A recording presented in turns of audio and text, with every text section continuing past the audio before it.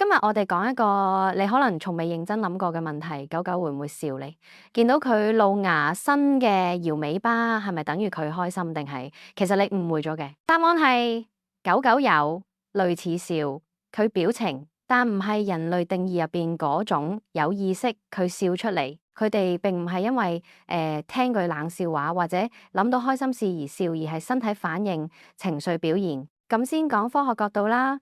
根據《Animal Behavior》期刊入邊一項行為學研究咧，狗狗開心嘅時候咧，確實會出現一種叫做 relaxed open mouth expression，即係嘴部微張、舌頭放鬆伸出、眼神溫和，成個臉部肌肉狀態放鬆得嘅有親和感。呢個係狗狗社交行為其中一部分。呢種狗笑嘅表情咧，最容易喺以下幾個情況出現啦：一、同主人玩耍時啊，尤其係互相追逐或者攤喺主人身邊；二、散步期間見到熟人或者狗朋友；三、俾人撫摸得舒服嗰陣，譬如摸肚仔、捉耳仔；四、放鬆而冇壓力嘅社交互動中。美國加州大學洛杉磯分校 UCLA 有項研究指出，狗狗會用呢種表情傳遞我嘅敵意，我處於正面情緒狀態。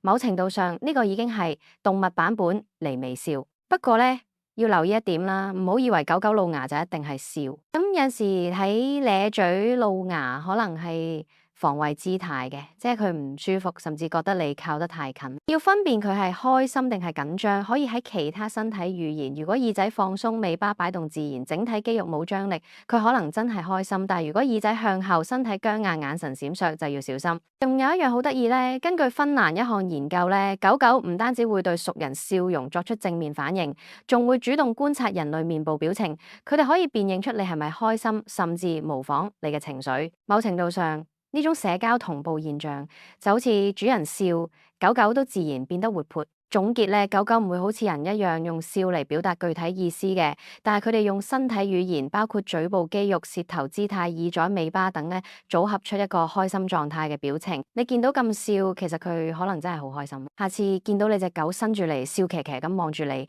不妨摸摸佢，同佢講句：我都開心見到你啊！我係 Melody，呢度係10分鐘健康狗狗。下集我哋會講一個實用問題：狗狗識唔識妒忌？咁見你嘅第二隻狗點睇？下集見。